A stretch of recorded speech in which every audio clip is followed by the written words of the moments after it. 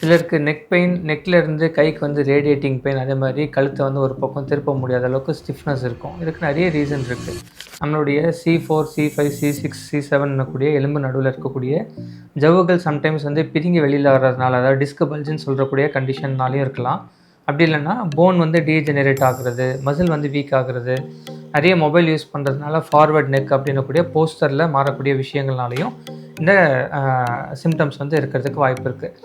இதில் ayurvedic concept அப்படின்னு பார்த்தோம்னா நிறைய ரெஜுவினேஷன் ப்ராசஸ் இல்லாமல் வாதம் அதிகமாக இருக்கிறதுனால ஏற்படக்கூடிய வீக்னஸாகவும் நம்ம பார்க்கலாம். இதில் முக்கியமாக ஆயுர்வேதத்தில் சொல்லியிருக்கக்கூடிய ஒரு ட்ரீட்மெண்ட் கிரீவாவஸ்தின்னு சொல்லக்கூடிய ஒரு ட்ரீட்மெண்ட்.